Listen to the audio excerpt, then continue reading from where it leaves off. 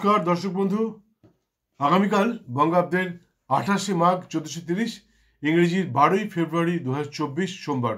সূর্যোদয় ভোর 6টা 17 মিনিটে, সূর্যাস্ত সন্ধে 5টা 26 মিনিটে। তিথি শুক্লা তৃতীয়া, থাকবে রাত্রি 10টা 31 মিনিট পর্যন্ত, তারপর শুরু হবে শুক্লা চতুর্থী।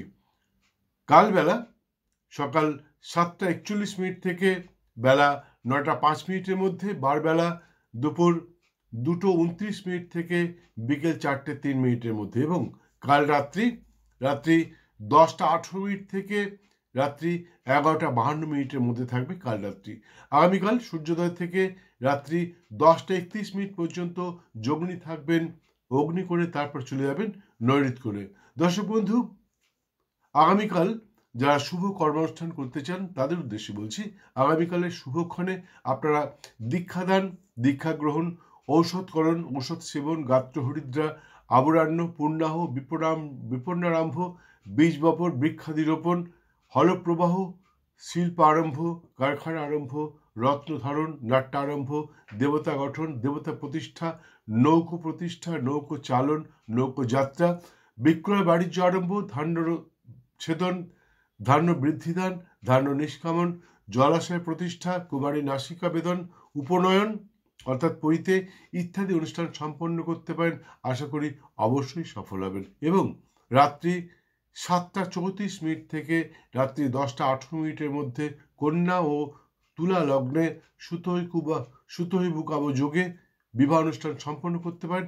আশা করি নবদম্পতি অবশ্যই সফল হবে।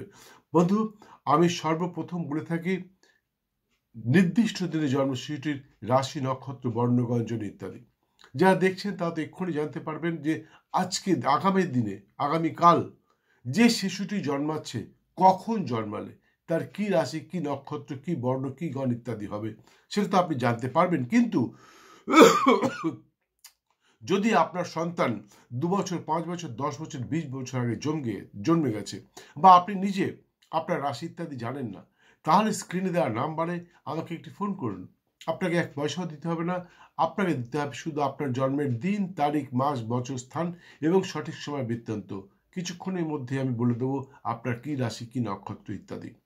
বন্ধু, জ্যোতিষীর মন্তব্য শুনুন, সর্বক্ষেত্রে সফল হবেন। আরেকটি কথা, আমি জানি আপনারা আবার ভিডিওগুলো দেখেন, সাবস্ক্রাইব করেন, শেয়ার করেন, লাইক করেন, প্রচুর ফোন করেন। কখনো কখনো আমি অধৈর্য হয়ে যাই যে এত ফোন আসছে কেন, কিন্তু তবুও আমি আপনাদের ফোন অ্যাটেন্ড করি এবং সমস্ত প্রশ্নের উত্তর দিই। বন্ধু, আপনারা যেটা করেন না সেটা হচ্ছে বেল আইকনটা বাজান না। তাই আমি সকলকে অনুরোধ করছি, ভিডিওটা দেখতে দেখতে বেল আইকনটা বাজিয়ে দিন, এবং তারপর ভিডিওটা সম্পূর্ণ করার পর আমার চ্যানেলে সম্প্রচারিত প্রায় 1000-এর উপর ভিডিওর মাধ্যমে আপনার জীবনের জ্যোতিষতন্ত্র, বাস্তুজনিত সমস্ত সমস্যার সমাধান খুঁজে নিন। আমি বলছি এখানে সমস্ত সমস্যার সমাধান পেয়ে যাবেন। আমি জানি এখানে আপনি সমস্ত সমস্যার সমাধান পেয়ে যাবেন। কি চান আপনি? বশীকরণ করবেন? আছে। ধন বৃদ্ধি করবেন? আছে। চাকরি হচ্ছে না, কেন হচ্ছে না? আছে। আপনার সময়টা খারাপ যাচ্ছে, কেন সময় খারাপ যাচ্ছে? জ্যোতিষীর কাছে যেতে হবে না, আপনি আর ভিডিও দেখুন, আপনি নিজে নিজে অনুভব করবেন এই কারণে আমার সময়টা খারাপ যাচ্ছে এবং তার জন্য এই প্রতিকার নেওয়া উচিত। সব কিছু দেওয়া আছে। যাই হোক, কথা বলি লাভ নেই। আগামী 14ই ফেব্রুয়ারি বুধবার সরস্বতী পুজোর শুভক্ষণে কিছু বিদ্যা কবচ পাঠাবো। যারা এখনো যোগাযোগ করেননি তাদেরকে বলছি সত্তর যোগাযোগ করুন।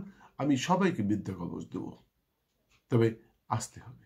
যাই হোক, আগামীকাল সূর্যোদয় থেকে বেলা 9টা 36 মিনিটের মধ্যে যে সমস্ত শিশু সন্তানের জন্ম হবে তাদের হবে কুম্ভ রাশি, শূদ্র বর্ণ, পূর্ব ভাদ্রপদ নক্ষত্র, দেবাড়ি বা রাক্ষসগণ, সিংহজনী, এবং বিংশতির মতে তাদের জন্ম হবে বৃহস্পতির মহাদশায়, এবং এদের নামের অদ্যাক্ষর হবে গ, তালবেশ অথবা দন্তেশ দিয়ে। কিন্তু আগামীকাল বেলা 9টা 36 মিনিটের পর থেকে দুপুর 2টো 57 মিনিটের মধ্যে যে সমস্ত শিশু সন্তানের জন্ম হবে তাদের হবে মীন রাশি, বিপ্রবর্ণ, পূর্ব ভাদ্রপদ নক্ষত্র, দেবাড়ি বা রাক্ষসগণ, সিংহজনী, এবং বিংশতির মতে তাদের জন্ম হবে বৃহস্পতির মহাদশায়। কিন্তু আগামীকাল দুপুর 2টো 57 মিনিটের পর যে সমস্ত শিশু সন্তানের জন্ম হবে তাদের হবে মীন রাশি, বিপ্রবর্ণ, কিন্তু তাদের হবে উত্তর ভাদ্রপদ নক্ষত্র, নরগণ, গোজনী এবং বিংশতির মতে তাদের জন্ম হবে শনির মহাদশায় এবং এদের নামের অদ্যাক্ষর হবে দ, চ, ইয় অথবা ঝ দিয়ে। ভিডিওটি সম্পূর্ণ দেখার জন্য অসংখ্য ধন্যবাদ। ভালো লাগলে একটি লাইক দিয়ে বেল আইকনটি বাজিয়ে দিয়ে সঙ্গে থাকুন। আবার দেখা হবে ঠিক আধ ঘন্টা পর অন্য একটি ভিডিওর সাথে। দিনটা আপনার খুব ভালো যাক। জয় মা।